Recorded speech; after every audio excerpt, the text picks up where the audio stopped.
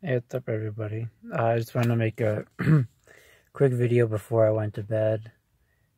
This is for Chapter 5, which is about the scorecard.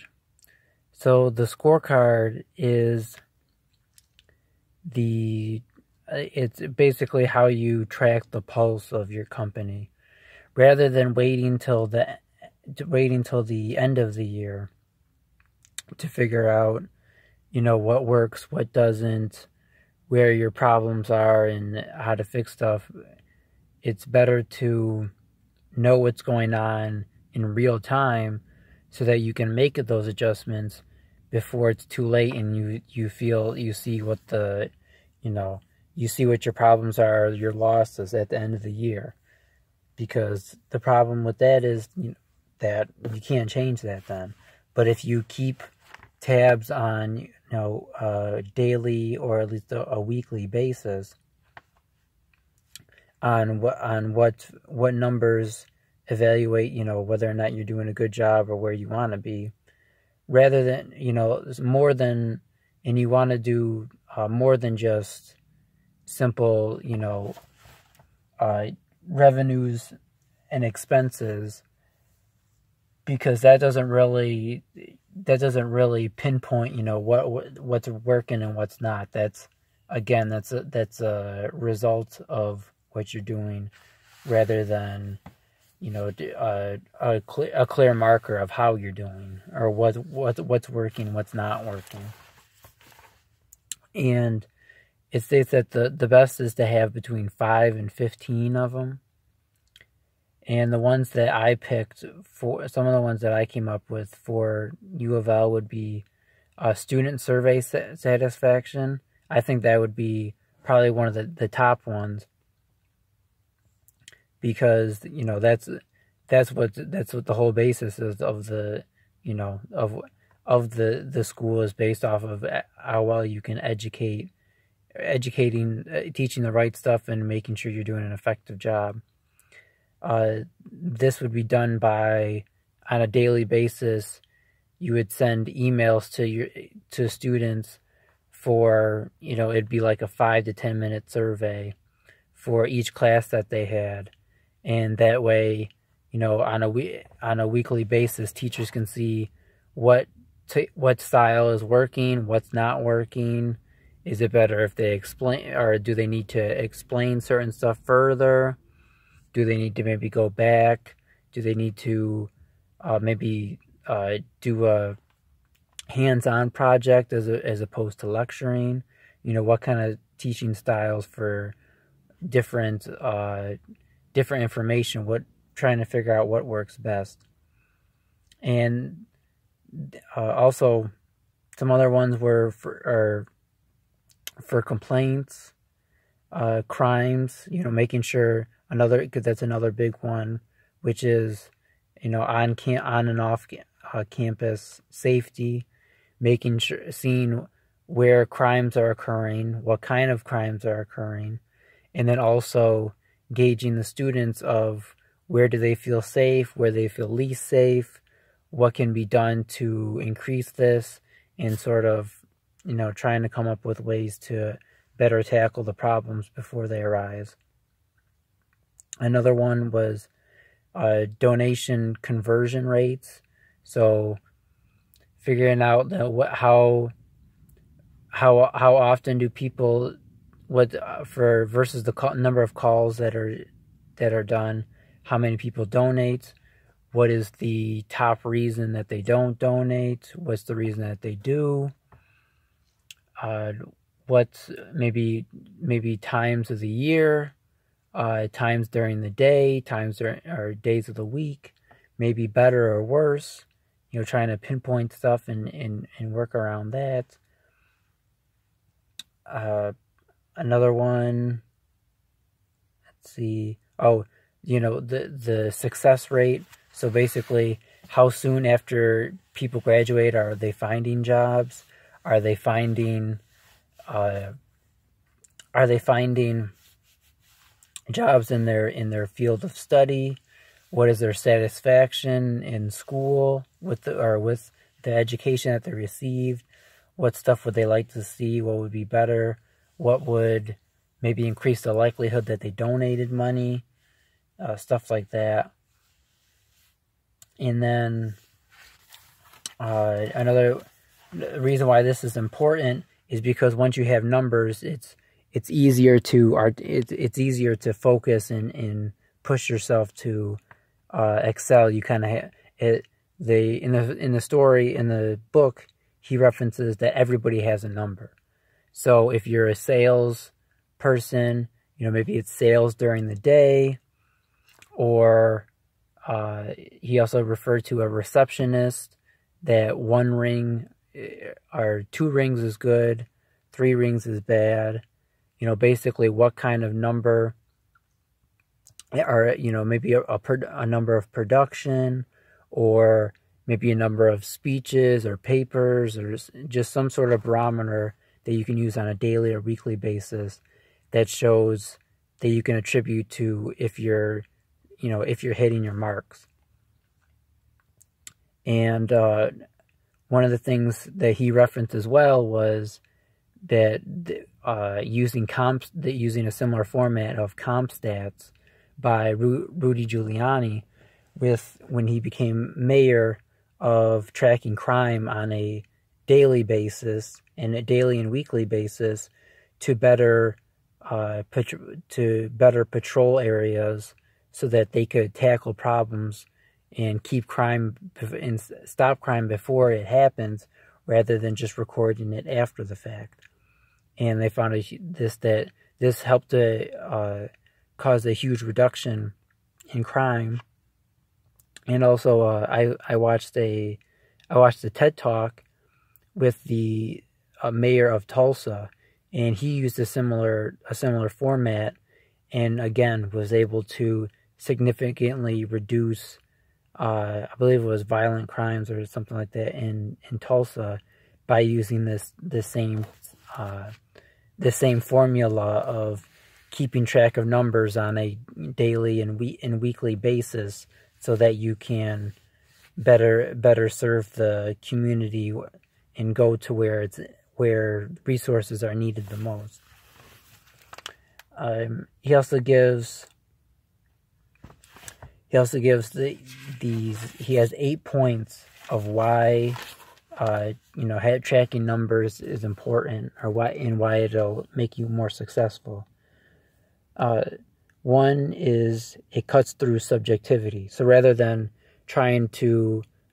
wasting your time and other people's time walking around talking to people saying, oh, how's this going? How's that going? How do you feel about how the company is? You have a number that's less objective. Rather than when you try to have leadership, meetings about this, it's not, well, I think it's good, and it doesn't become a matter of perspective. It's like, no, we need to be, if we want to accomplish the goals that we have, our quarterly and yearly goals, or if we want to stay on track for our goals, we need to be hitting this number. And if we're not hitting this number, then we need to figure out why we're not hitting this number and tackle that. And that goes into accountability. If, for instance, the person in charge of customer service, if we figure out we're most effective when we have call times or wait times that are under 30 minutes, then it holds that person accountable that they need to be on point of making sure their job is on point, that this is getting done on time.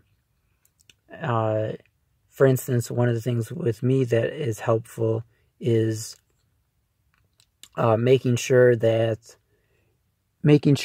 I go and pick up the papers on time. But not, rather than just kind of waiting out like, oh, well, yeah, I guess I'll go and do that, or stuff like that. It gets me up. Make sure that I get to the school before noon, to make sure that, things get done in a timely manner. And I also do deliveries, for restaurant deliveries, and one of the things is basically they quote an hour. So the goal is that as soon as you get an order, to make sure that you're getting there as quickly as possible, and making sure that you're doing what you can to make that as efficient as possible, so that you're within that window or doing better than that. So if you can get it with, like, our targets are about 30 to 40 minutes. Sometimes that's not possible due to, perhaps you're on another order, they send it to you late, it's about a 20-minute drive to get to the restaurant and another 20 minutes to get to the person.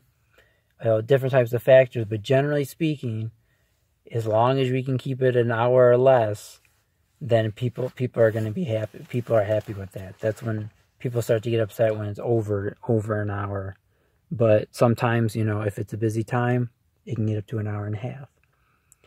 All right, number 3 is people like accountability. And that kind of plays into, I talked to that a little bit, is, it makes you fit that,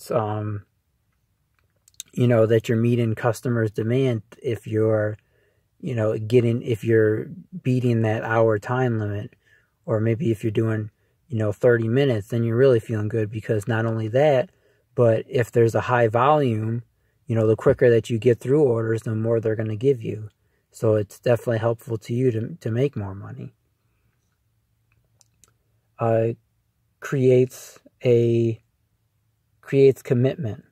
And that's another thing. You're thinking about, okay, this, once you get into once you kind of learn it a little bit, you kind of figure out, you go to the same restaurants, you figure out what similar problems you have, making sure that you check orders, making sure, sometimes, I know for like certain restaurants that I've been to now a couple of times, where to be like driver place, and like, okay, so it means I just go there, place the order.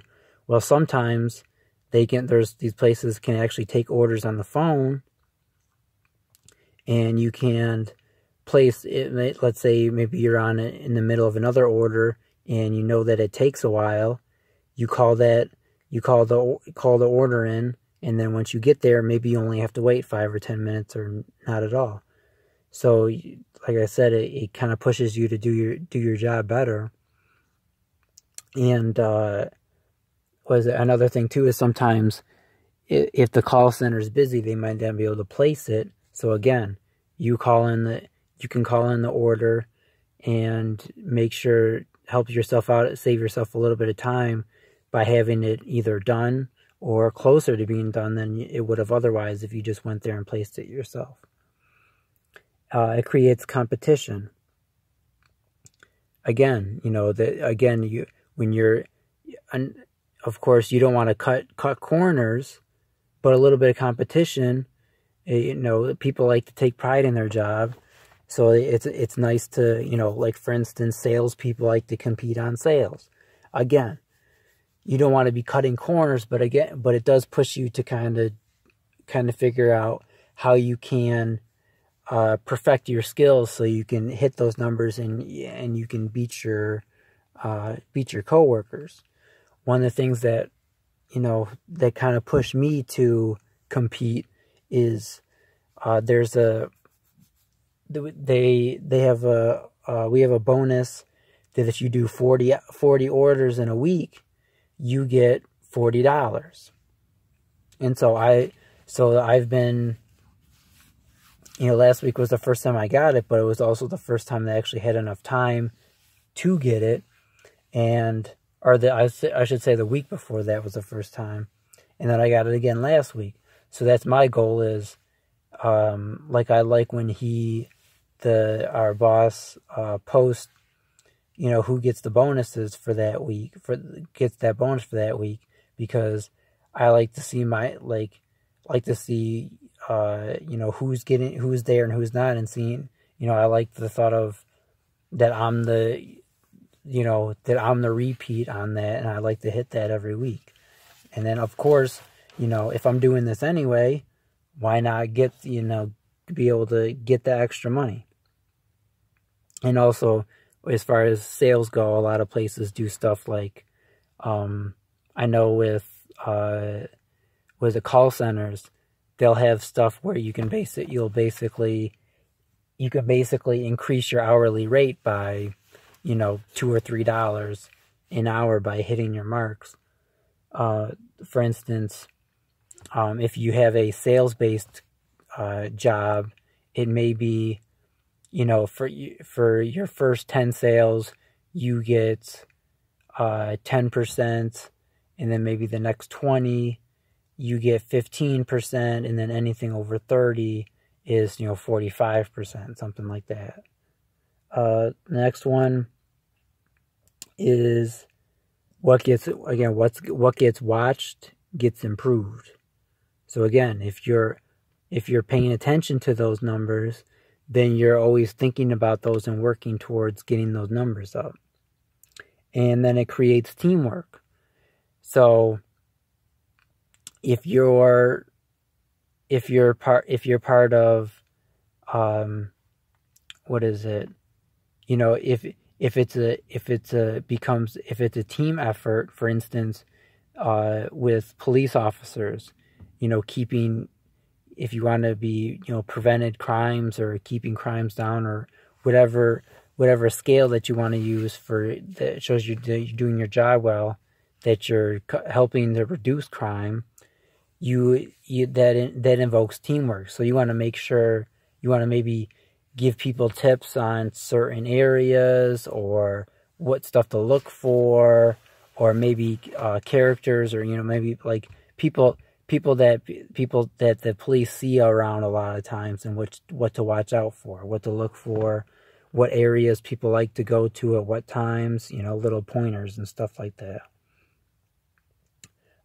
Again, and then I mentioned this a little bit before, number 8 is solve the problems faster.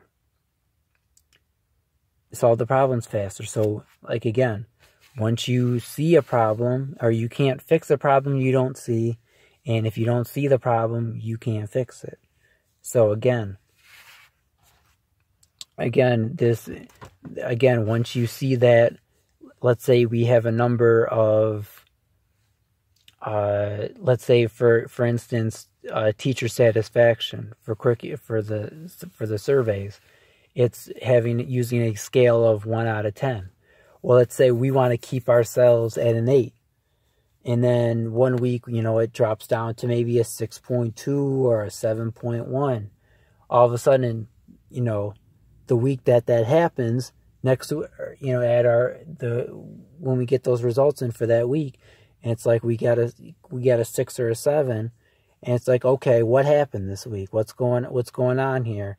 Let's just kind of talk about our week, and then maybe there may be some more obvious issues or some less obvious issues. So it may be, you know, kids were upset about the test, or a lot of people did bad on this test, or, you know, people were having trouble with, I tried using a smart board and people weren't liking that, or I was trying a smart board and people were complaining about it, or that saying that that it took them too long to do this homework. And, you know, sometimes it may be more obvious like that, but sometimes it may be not. Sometimes it may be, you may just have to, like I said, just talk it out. Well, I did this, and that. And then, you know, somebody's like, oh, no, that's it right there. You can't be doing stuff like that. Or, you know, I did that. I tried doing that with my kids, and it didn't. A lot of them, I did that for a week or two or whatever it may be, and the kids still weren't getting it. And, you know, just little stuff like that. And again, teamwork. That's where teamwork comes in, where we talk about our past failures that we had, or perhaps experiences that we had at other schools or in other professions, something that you read about, an article that you saw a report you saw on TV, stuff like that, working together to reach our common goal. And it feels good, having that camaraderie, and once you're able to have a stable team and really working together and build. And that's kind of like what I like about a school too, is it's one of those, it's a very important institution, first of all, towards uplifting the community and, causing change. But also, it's one of those professions where you want to get a good team, and you want to keep your turnover low, so that it becomes easier to have that consistency. And you can, when you have people there for 10 to 20 years, or when you have a sizable, core group there for 10, 20 plus years, then that's how you really build a dynasty, is by working together on a daily basis, and having the teamwork and growing together, and constantly, having that constant flow of communication. That's how you build dynasties. And when you have a solid dynasty, that's when you're going to start to see real big results, because you develop that consistency. All right, so that's it for chapter 5. And then let's see. Oh, chapter 6 is talks about, we'll be talking about the issues list and how to use that to better your company. All right, I'm gonna get some sleep. Peace.